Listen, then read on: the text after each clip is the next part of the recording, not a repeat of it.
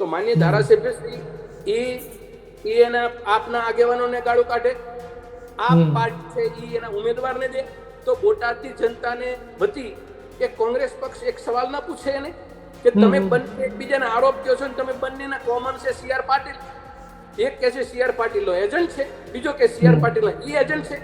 તમે ચોખવટ કરી દો ને બેમાંથી કોણ એજન્ટ છો. હાલો બોટાદની બજારની અંદર ઉભા રહીએ અને ચર્ચાનો સંવાદ રહીએ. તમારો સંગઠનનો ફોર્સ એક સુરતમાંથી ઉભો થાય, તમે ચૂંટણી લડવાની હોય ત્યારે વિસાવદરમાં, તો ઈ ફોર્સ વળી પાછું ત્યાં જાય. તમારી પાસે મિલિટરીનું થાણું એક જ છે, એપી સેન્ટર સુરત. ઈ ફોલ તમારો ઓડિયન્સમાં બેસી જાય, સોશિયલ મીડિયામાં વાતો કરે. મને કહો કે તમારું શું માનવું છે? બોટાદમાં પેટા ચૂંટણી આવી રહી છે. એક વાત સતત ચર્ચાતી રહી કે ઉમેશભાઈ જીત્યા ને એ પાછળ મનહરભાઈનું ગણિત પણ બહુ મોટું જવાબદાર છે. એટલે હું કોળી સમાજની વાત કરી રહ્યો છું. તમે જુઓ કે કોંગ્રેસમાંથી કોળી સમાજને એક ચહેરાની ટિકિટ મળી હતી, પછી કોંગ્રેસે એ ટિકિટ કેન્સલ કરી ને તમને ટિકિટ આપી. તો એવું કહેવાય છે કે ત્યાંનો જે કોળી સમાજ હતો એ ત્યારબાદ તેમને એવું લાગ્યું કે ભાઈ આપણા આગેવાનની ટિકિટ કાપી, એટલે જે કોળી સમાજ હતો એક તરફી ગયો આમ આદમી પાર્ટી તરફ. બોટાદમાં પેટા ચૂંટણી થાય છે, આમ આદમી પાર્ટી બોટાદનો સ્થાનિક ચહેરો ન હોય, જેમ વિસાવદરનો સ્થાનિક ચહેરો ગોપાલભાઈ હતાની, એમ બોટાદમાં મૂકે. તમને શું લાગે બોટાદની જનતા કયા પ્રકારની છે? એક માત્ર 2012 પછી એક ટીડી માણિયા કરીને એક હતા ભાજપના, એ ઉમેદવાર સ્થાનિક હતા. સૌરભભાઈ પણ બહારથી આવ્યા હતા, બરાબર. કોંગ્રેસની અંદર પીઠાવાલા ઠેઠ સુરતથી લડવા આવ્યા હતા, કુંવરજી બાવળિયા રાજકોટથી લડવા આવ્યા હતા, ઉદ્ધવજી રામજી નામડાવાળા 2002 અમદાવાદથી લડ્યા, ત્યારે બોટાદ જિલ્લો ભાવનગર સાથે નહોતો.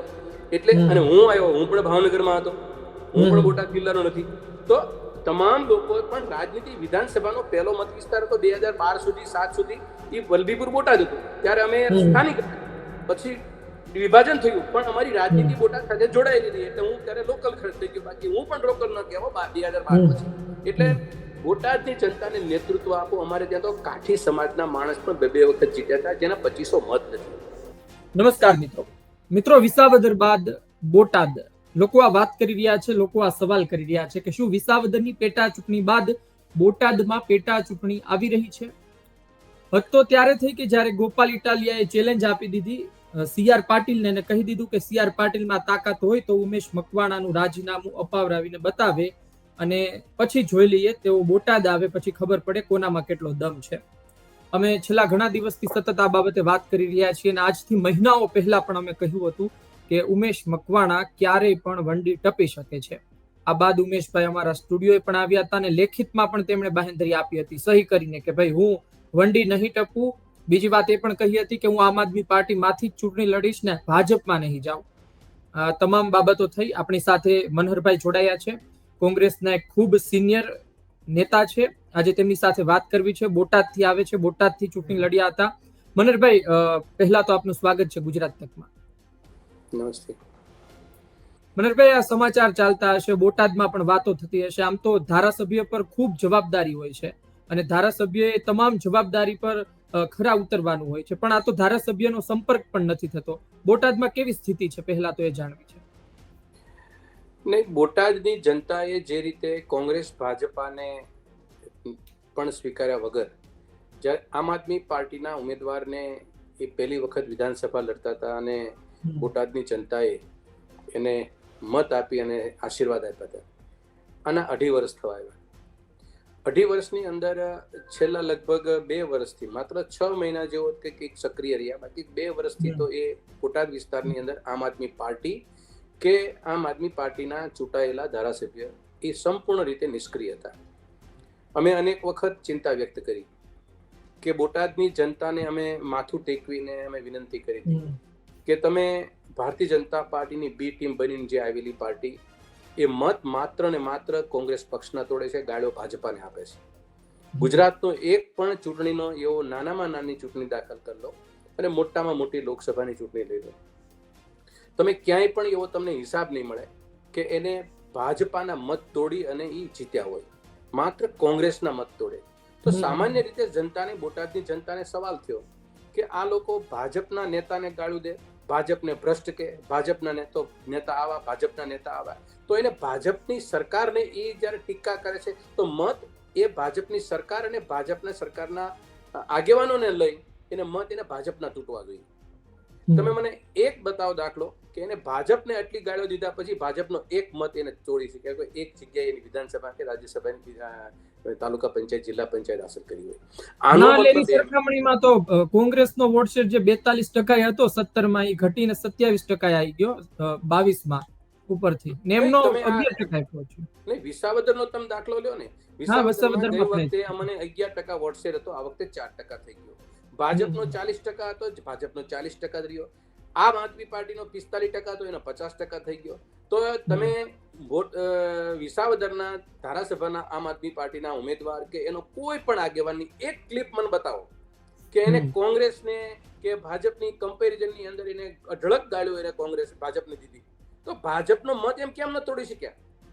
એનો વિજયનો આનંદ કરે છે, પણ એ વિજયના આનંદમાં 40% મતમાંથી 1% મત એને નથી ચોરી શક્યા. એનો મતલબ એમ કે ભારતીય જનતા પાર્ટીને જનસંઘના જે 25 વર્ષના જે મુદ્દા હતા ને એના એજન્ડામાં સફળ થઈ છે. આ વાસ્તવિકતા રાજનીતિનો નિષ્કર્ષ અહીં પડેલો છે. તમે વિચાર કરો, આમ આદમી પાર્ટીનું સર્જન ક્યાંથી 2013-14 થી એ કોના થયું હતું, કોનામાંથી બહાર આવી હતી, એના ઈષ્ટ દેવો કોણ હતા, એના આરાધ્યો કોણ હતા, એ કોને સમર્થન કરતા હતા, કોને ફોલો કરતા હતા, એ પાર્ટી બની પછી નુકસાન કોને ગયું? આમ આદમી પાર્ટી બની પછી ભાજપને એક તસુભાર નુકસાન કર્યું હોય તો મને તમે એક દાખલો બતાવી દો. એનો મતલબ એમ કે તમે એક બાજુ કોંગ્રેસ વિપક્ષ તરીકે ફેલ ગઈ છે, વિપક્ષ તરીકે ફેલ ગઈ છે. વિપક્ષ તરીકે ફેલ કરવાનું કારસ્તાનના ભાગે તમને ભારતીય જનતા પાર્ટીએ મેદાનમાં ભારતમાં ઉતાર્યા છે. એ ભાજપાના એજન્ડા સક્સેસ કરે છે. ટેબલ ઉપર ભાજપ બેઠું બેઠું વિચારતું છે કે અમે આમ આદમી પાર્ટીનું પતકડું એવું આ દેશમાં છોડી દીધું છે કે અમારા બેઠા બેઠા મત મળી રહ્યા છે.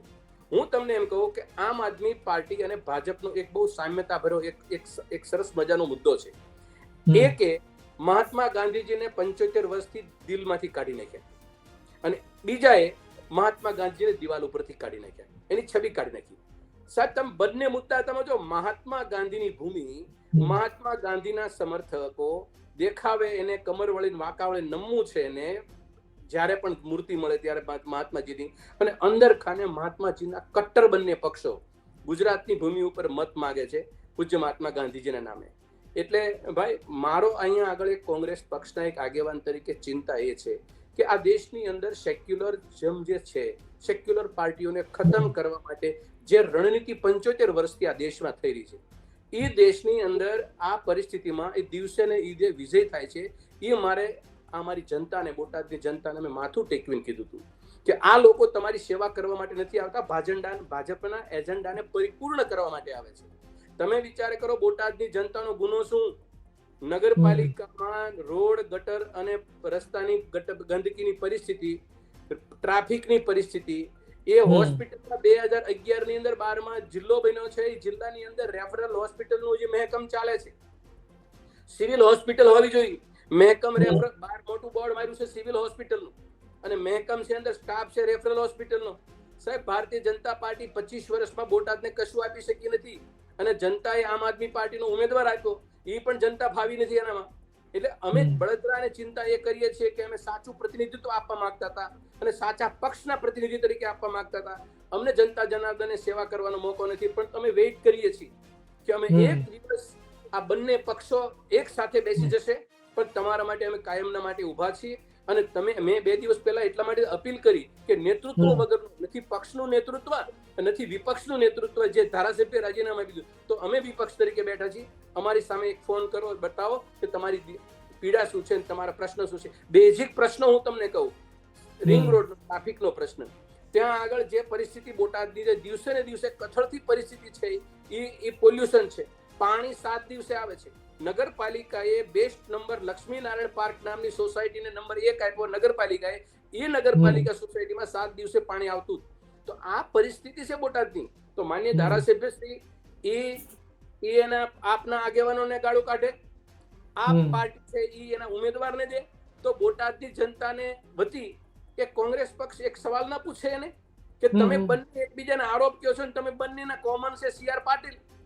એક કે છે CR પાટીલનો એજન્ટ છે, બીજો કે CR પાટીલનો ઈ એજન્ટ છે.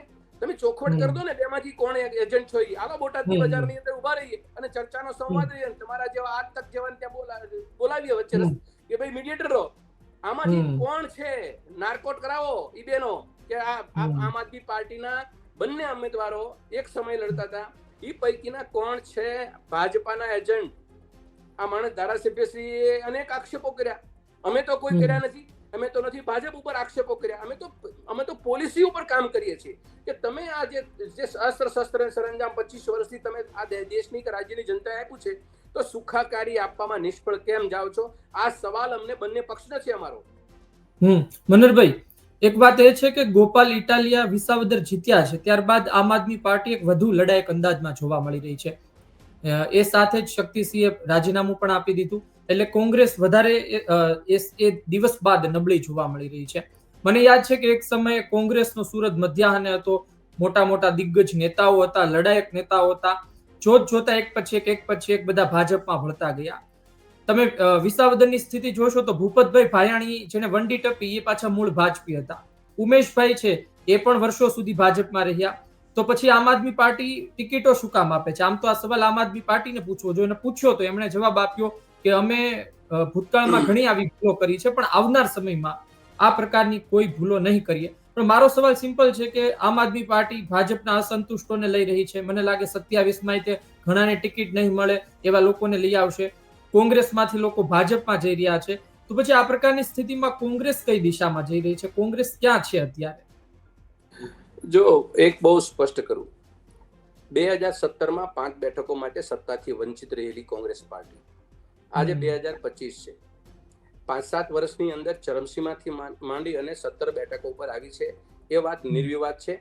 એમાં અમારી ક્ષતિઓ છે, ભૂલો છે, કઈ ને કઈ રણનીતિમાં માર ખાધો છે, કઈ ને કઈ જનતાના દિલમાં ઉતરવાના પ્રયત્નમાં અમે ભૂલ કરી છે, કઈ ને કઈ રીતે અમારા આગેવાનની પસંદગીમાં કઈ ભૂલ કરી છે. હજારો ભૂલો હું માની લઉં, સ્વીકાર્યું.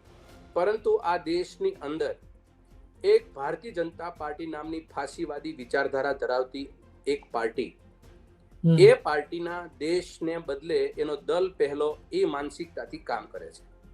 એને આખા દિવસમાં 24/7 એક જ એનું કામ છે કે અમારી સત્તા કેમ ટકી રહે અને જે સામે છે એ એમ નાશવંત થઈને અમારા પડખામાં આવે. આમાં એક બાબત બહુ સ્પષ્ટ કરવું જોઈએ, આમ આદમી પાર્ટી એ કોંગ્રેસનો વિકલ્પ બનીને બેઠી છે એવું એ માને છે. ભારતીય જનતા પાર્ટીની સામે આખા દેશની અંદર મજબૂત પક્ષ જોઈએ 100 જેટલા સંસદ સભ્યો છે.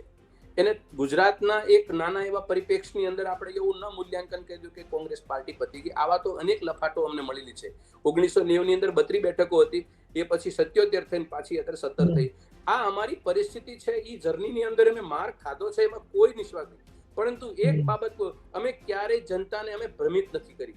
ખેડૂતોના દિલની વાત કરી, મોકો મળ્યો, 73,000 કરોડ રૂપિયાનું દેવું માફ કર્યું ખેડૂતોનું, આ એ કર્યું. આજ આમ આદમી પાર્ટી છે 2 મુદ્દાની અંદર અમારી સાથે ઉભા રહેવા તૈયાર નથી. 700 ખેડૂતોની શહાદત ઓરણી આ દેશની અંદર. આમ આદમી પાર્ટીનું સ્ટેન્ડ શું હતું? આજે હમણાંની વાત કરું તમને, પંજાબની અંદર ખેડૂતોને પૂરી દીધા. ખેડૂતોની સાથે પંજાબની સરકાર છે અત્યારે. નંબર 2, અત્યારની પરિસ્થિતિ પણ છે ગુજરાતની. તમને વાત કરું, એના મુદ્દા શું છે, એની વિચારધારા શું છે? તમે એક સવાલ મારા વતી પૂછજો કે ભારતીય જનતા પાર્ટીની સાથે તમારો વિચારધારા મળે છે, કોંગ્રેસની વિચારધારા સાથે તમારો મળે છે? તમારી બેઝિક ફંડામેન્ટલ તમારી બાબત શું? કેજરીવાલ કયા મુદ્દાને આધારિત ચૂંટણી? એ તો ઘડીક ભારતીય જનતા પાર્ટીના આગેવાનને ગાળો કાઢે, ઘડીક કોંગ્રેસને ગાળો કાઢે, બેયની ટીકા કરીને જનતામાં મત મેળવવાની વિકૃત માનસિકતા ધરાવતા વ્યક્તિઓ જનતામાંથી મત મેળવી જાય છે. આને કોઈ હું સ્ટેન્ડ નથી માનતો. નો ડાઉટ આવનારા દિવસોની 27 વર્ષની વાર છે. જે કંઈ ભારતીય જનતા પાર્ટીની સામે જે ઊભું કરેલું નાટક હતું, એમાં આમ આદમી પાર્ટીનું પતકડું છે, કદાચ 2 ઉમેદવારીના જીતી ગયા અને પરિણામ મળી ગયું. એનાથી મને તમે યાદ રાખજો ને, તમારી ટીવી સ્ક્રીનનો આ સમય ઘડિયાળ યાદ રાખજો કે આમ આદમી પાર્ટી પાસે પાવર છે નો. વિધાનસભાની અંદર ઉમેદવારી બોલતા હતા, અમે આમ કરી નાખીએ, અમે આમ કરી નાખીએ, અમે ફલાણું કરી નાખીએ. ઓલા ભાઈ એમ કહેતા કે અમે સત્તા આપો તો હું પહેરી જેવા રસ્તા બનાવી દઉં. આ સિવાય એ લોકોએ શું બોલ્યો હવે બતાવી દઉં. આજે તમારા હતા ને આમ આદમી પાર્ટીના અત્યારે બોટાદના 18 વર્ષમાં એને શું કરી દીધું? 2 આમ આદમી પાર્ટીના આગેવાનો છે. એટલે એવી વાતો કરવાને બદલે સુસંગત વાત કેટલી, આ જનતાને આપણે કઈ રીતે આપણે એને એના દુઃખમાંથી કે એની સમસ્યામાંથી કે વિસ્તારને વિકાસની વાતો કરી શકીએ, એવી એક વાત બતાવો. અને બીજું, ગુજરાતની દેશની અંદર BSNL જેમ નેટવર્ક જાળું બનાવી બેઠી હતી, એમ કોંગ્રેસ એક ખૂણા ઉપર છે. તમારી પાસે સંગઠન નથી. તમારો સંગઠનનો ફોર્સ એક સુરતમાંથી ઉભો થાય, તમે ચૂંટણી લડવાની હોય ત્યારે વિસાવદરમાં, તો ઈ ફોર્સ વળી ત્યાં જાય. તમારી પાસે મિલિટરીનું થાણું એક જ છે, એપી સેન્ટર સુરત. ઈ ફળ તમારો ઓડિયન્સમાં બેસી જાય, સોશિયલ મીડિયામાં વાતો કરે. પબ્લિકે ભૂલ કરે છે, નથી કરતી એમ નહીં. અમે ભૂલ કરી છે, એમ પબ્લિકે ભૂલ કરી છે, જનતાએ ભૂલ કરી છે. અને બીજી એક વાત કરું, બહુ સમજવા જેવી વાત છે. આ દેશમાં નાગરિક અને મતદાતા બે પ્રકારના, એ વાડા પાડ્યા ભાજપાએ. કોંગ્રેસ આ દેશની જનતાને ક્યારે મતદાતા નથી સમજતી.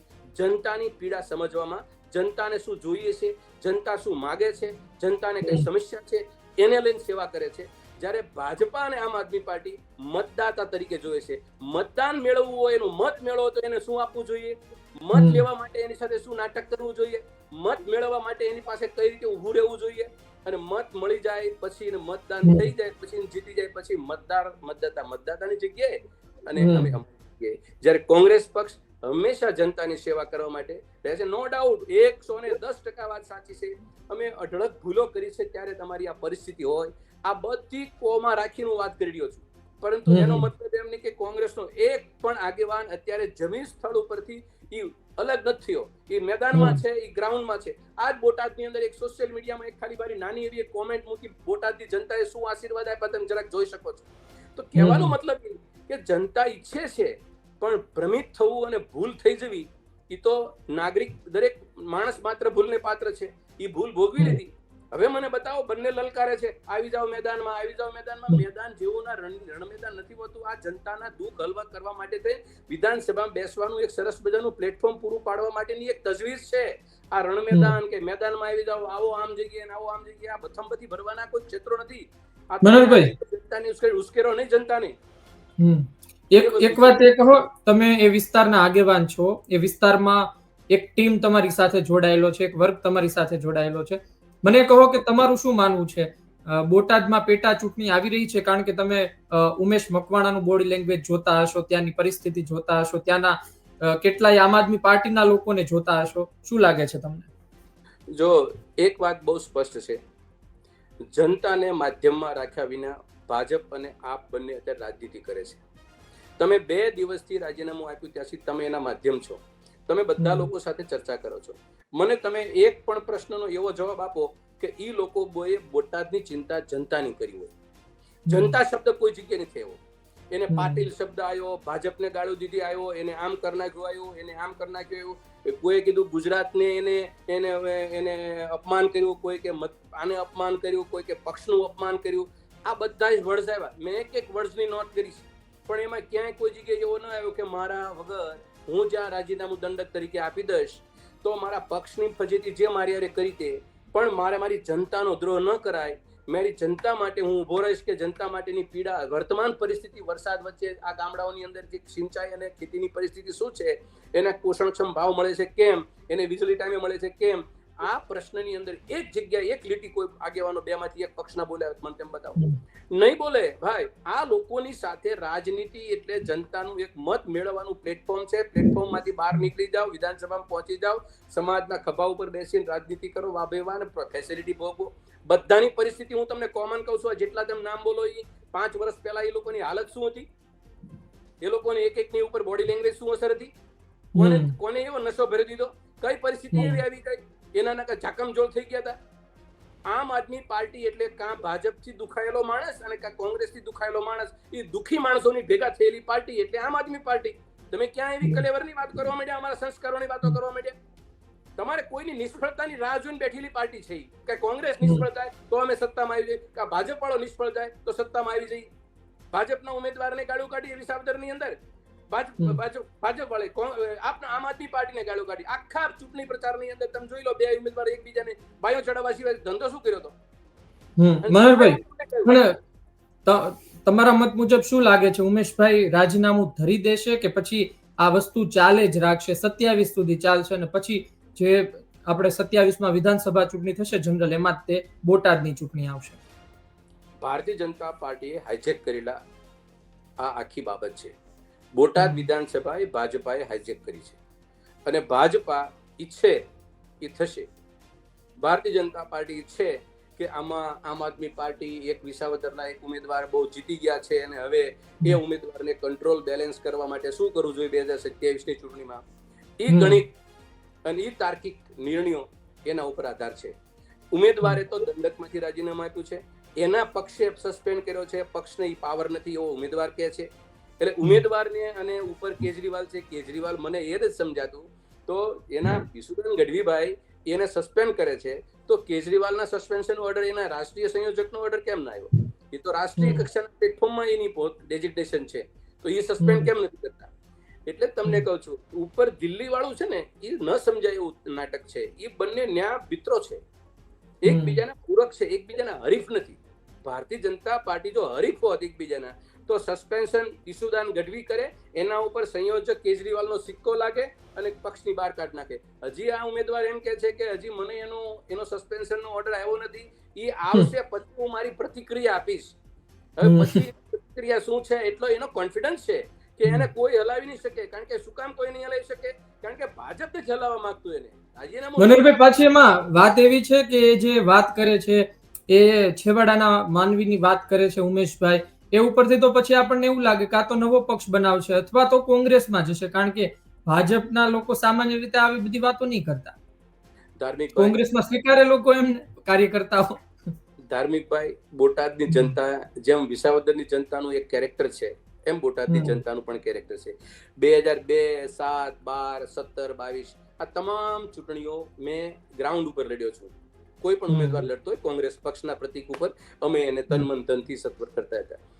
આ જનતાએ એક સામાન્ય ભૂલ ખાધી છે છેલ્લા દિવસે એ ચૂંટણી, અને એ ચૂંટણીની અંદર છેલ્લામાં એક અમે એના અફવાનો ભોગ બન્યા કે આ તો ભળી ગયા ઉમેદવાર ને, આ તો આમ થઈ ગયા ને. એ તો એટલે એવી વાતો બહુ ચાલી કે મનહરભાઈ છેલ્લા દિવસોમાં ઢીલું મૂકી દીધું ને એવી બધી ચર્ચાઓ બહુ જન્મ. મને તમે કહો કે આ કઈ ગાડાનો ભર બાંધવાનો તો કે દોડું ઢીલું મૂકી જાય, પેલી વાત. બીજું, ઉમેદવાર તરીકે તમે બોટાદની જનતામાં જે પ્રચાર પ્રસાર કર્યો એનું એપિસેન્ટર ક્યાં નીકળ્યું? એપિસેન્ટર ભાજપા નીકળ્યું.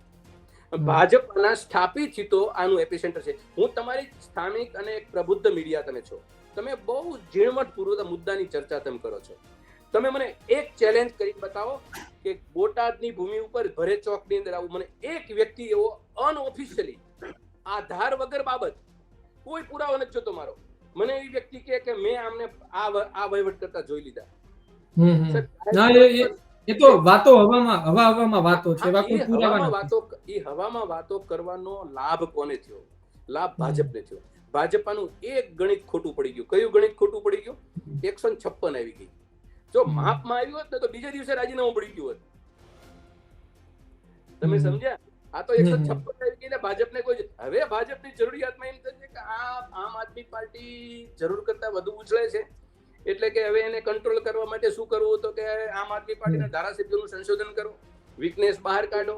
જે રીતે પરંપરાગત છે આ કઈ ભાજપની કઈ પ્રણાલિકા અને સિસ્ટમમાં એ તો જનતા તો છે નહીં. મેં તમને પહેલી વાત કીધી. એને લઈ અત્યારે એ લોકો લાગ્યા કંઈક આમાં કંઈક બ્રેક લગાડવી પડશે. તો બ્રેક કોને? મહત્વાકાંક્ષી લોકો આમ આદમી પાર્ટીમાં બેઠા છે. મહત્વાકાંક્ષી વેચાવું છે, કિંમત નક્કી કરવાની છે. કિંમત થશે એટલે વેચાઈ જશે. બંને સંતુલન કિંમત હોવી જોઈએ ને. એક વાત મનહરભાઈ, એક વાત સતત ચર્ચાતી રહી કે ઉમેશભાઈ જીત્યા ને એ પાછળ મનહરભાઈનું ગણિત પણ બહુ મોટું જવાબદાર છે. એટલે હું કોળી સમાજની વાત કરી રહ્યો છું. તમે જુઓ કે કોંગ્રેસમાંથી કોળી સમાજના એક ચહેરાને ટિકિટ મળી હતી, પછી કોંગ્રેસે ટિકિટ કેન્સલ કરી ને તમને ટિકિટ આપી. તો એવું કહેવાય છે કે ત્યાંનો જે કોળી સમાજ હતો એ ત્યારબાદ તેમને એવું લાગ્યું કે ભાઈ આપણા આગેવાનની ટિકિટ કાપી, એટલે જે કોળી સમાજ હતો એક તરફી ગયો આમ આદમી પાર્ટી તરફ. ને પછી ભાજપમાં જે લોકો હતા, ભાજપના જે લોકો હતા એ ઈચ્છતા નહોતા કે ભાઈ આ નવો ઉમેદવાર જીતે. એ ભાજપના ત્યાંના લોકોએ પણ તેમને પીઠબળ પૂરું પાડ્યું. જો ધાર્મિકભાઈ, બહુ સરસ તમારી સારી વસ્તુ કરી તમે. રાજકીય આ બધી સ્પષ્ટતા જનતાની સામે થવી જોઈએ. 2017 ની અંદર મારા પક્ષે મને ટિકિટ આપી, મેન્ડેટ આપ્યું. વિથ મેન્ડેટ મેં ફોર્મ ભર્યું. ફોર્મ ભર્યા પછી ઉતરી ગયો નીચે. અમે જમણજર કરતા જમતા હતા દરમિયાન 5 મિનિટની વાત 2:55 બીજું પાર્ટીએ ફોર્મ આપી દીધું. એટલે મારું ફોર્મ છે એ રિજેક્ટ કર્યું. મારું ફોર્મ વિથ મેન્ડેટ હતું. મેન્ડેટ હોવા છતાં આખા ગુજરાતમાં કોઈ એવો કોંગ્રેસ કે ભાજપનો માણસ અપમાનિત ન થયો હોય એવી અપમાનિત પરિસ્થિતિમાં હું આવી અને કોંગ્રેસના કાર્યાલયમાં બેસી અને મેં મારું કામ કર્યું, પક્ષનું કામ કર્યું. મેં કોંગ્રેસના પક્ષ વિરોધી પ્રવૃત્તિ માટે એ નથી કર્યું. મને જ્યારે 2012માં 17માં ટિકિટ ન મળી હોય એટલે 22નો હક મારો હતો એ પાર્ટી કહેતી હતી, હું નથી. છતાં મને પાર્ટીએ મને ઉમેદવાર તરીકે ડિક્લેર ન કર્યો એટલે પાછળથી એને થયું. મારી તો તમને હજી કહું, ખુલ્લા મેદાનમાં અને કોંગ્રેસ પક્ષ પણ મને સાંભળે અને ભાજપ પણ સાંભળે અને ગુજરાત આખું સાંભળે. પક્ષમાં છે કોઈ દી હું પીસીસી પગથિયા ટિકિટ માટે નથી ચડ્યો. ટિકિટ માટે ક્યારેય પક્ષના અને 5માંથી 10માંથી એક પણ આગેવાનને મેં પર્સનલી લોબિંગ કરવા નથી કીધું ને બોટાદની જનતાને કીધું જાઓ તમે મારા માટે ટિકિટ માંગવા જાઓ. આ ટાઈપનો આગેવાન છે. એટલે તમને એ કહું, તમે આ મીડિયાના માધ્યમથી કહું, ચેલેન્જ માટે કહું છું. પણ એને અફસોસ થયો કે આ માણસને તો ગઈ વખતે હેરાન કર્યો હતો એટલે એને હૃદય પલટો થયો. રામ જાણે થયું તો છેલ્લી મિનિટે મને ટિકિટ આપી. ત્યારે પણ અમારી મનમાં એવી વસ્તુ કે આ પેલા ભાઈ ઉમેદવાર હતા એને દુઃખ થયું છે, બરાબર છે, એ પણ એ વાત વ્યાજબી છે, એને દુઃખ થાય, મને થયું કે એવું થાય ને કે ડિક્લેર કર્યા પછી કેન્સલ થવું. એટલે પણ એ પછી 2 પાટીદારોની સામે એક કોળી સમાજના આગેવાન અને આ જાતિવાદી રાજનીતિનો રંગ પકડી ગયો. અધુરામપુર ધંધુકામાં પણ એક ક્ષત્રિય આગેવાનને ટિકિટ આપીને કોળી આગેવાનને ધારાસભ્ય ચાલુ હતા ને કાઢ્યા. આ પરિસ્થિતિને લઈ અને કોંગ્રેસમાં એક વાતાવરણમાં વેક્યુમ દેખાણું અને સ્વાભાવિક વસ્તુ નો ડાઉટ એ સમાજને એવું લાગ્યું છે એટલે એ સમાજ પણ મારાથી છેટો રહ્યો છે.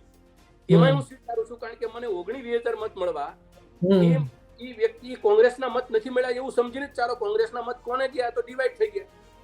એવું ગારિયાધારમાં થયું, એવી તમને 70 બેઠકોમાં થયું છે, નહીં માત્ર બોટાદમાં થયું છે. અને બોટાદમાં જે માણસ ગઈ વખતે 1,000 મતથી કોંગ્રેસ હારી હોય એ વ્યક્તિ પછી બીજા 50,000-60,000 મતનો ફેર પડી જાય. આ વાત એ ભારતીય જનતા પાર્ટીના નાટક વગર શક્ય નથી અને અમે નાટક ભોગ બન્યો છે અને જનતા એમાં ભ્રમિત થઈ છે. હજી હું કહું છું, ચૂંટણી તો આજ કાલ છે, જતી આવશે, પણ અમે આગેવાન તરીકે અમારો અવાજ જનતા માટે, જનતા વતી, જનતા સાથે રહી અને નીકળે છે.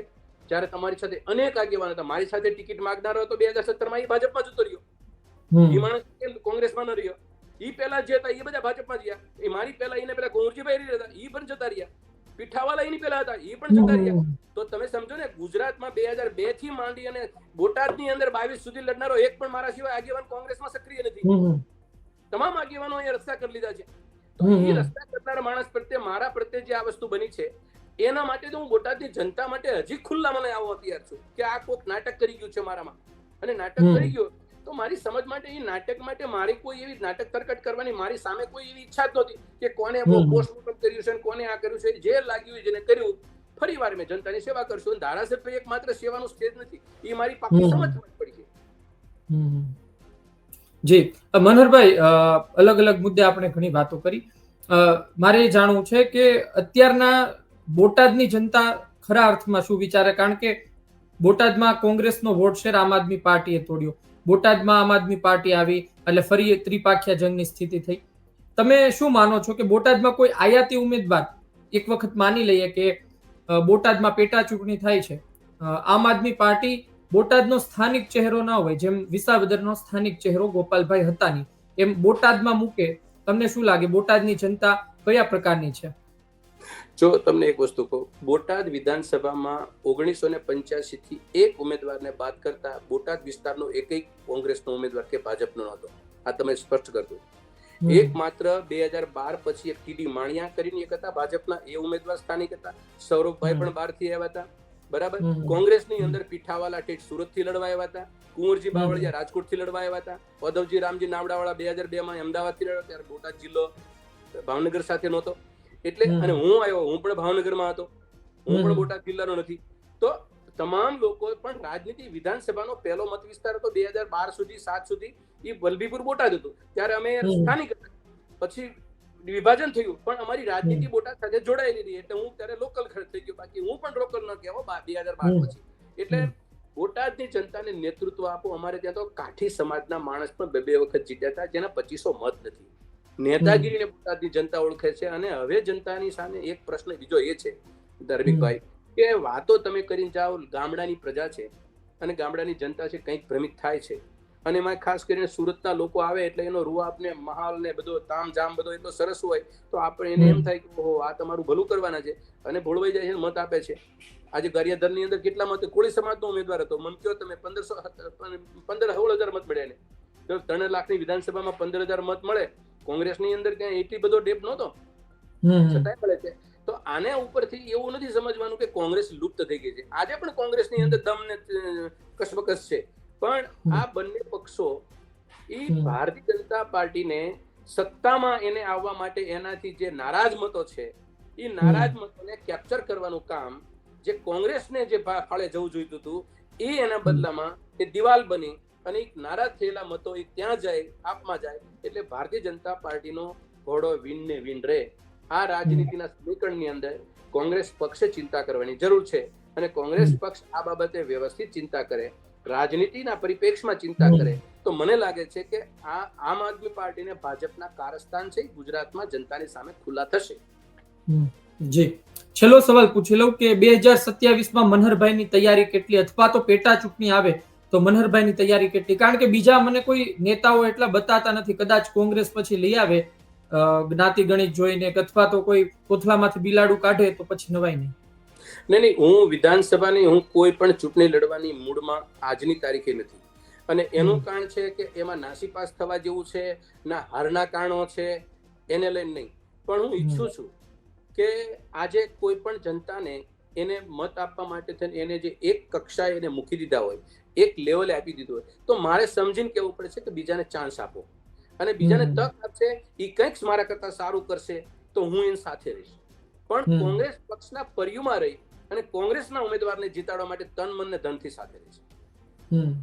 આપણી ગણતરી, આપણી લોકોની ગણતરી, હું પેલો અને હું તે જગ્યાએ નહીં. કોઈ પણ ચૂંટણીની અંદર તમે સમજો આખી વસ્તુ.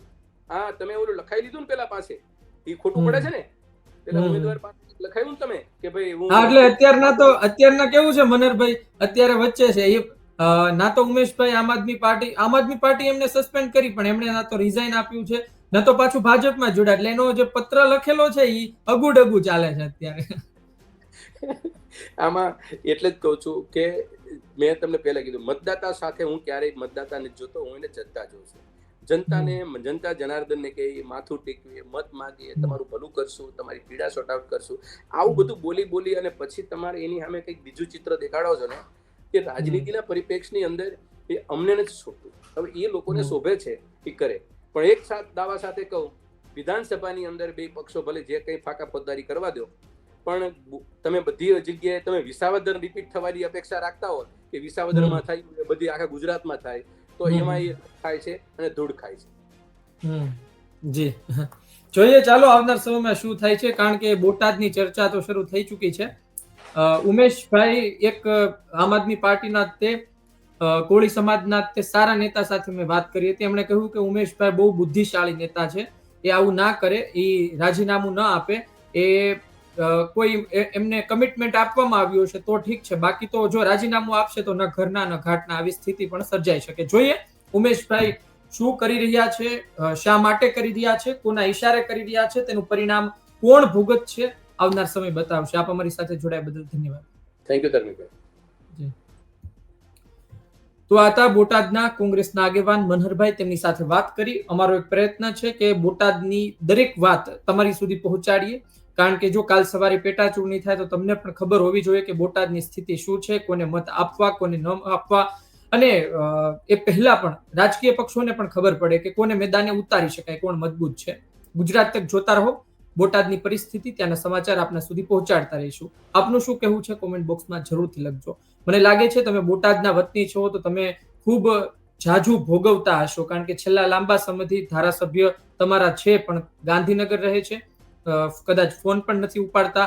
તો આપની કોઈ વ્યથા હોય, આપની કોઈ મુશ્કેલી હોય તો કોમેન્ટ બોક્સમાં આપના એ મંતવ્ય, આપની વાત, આપની મુશ્કેલી જરૂરથી જણાવજો. આપની દ્રષ્ટિએ ઉમેશભાઈ ખૂબ સારા નેતા છે તો પછી એ વિશે એમની 2-3 તારીફ પણ કરી દેજો, અને મળતા રહીશું. ગુજરાત તક જોતા રહેજો. ધન્યવાદ.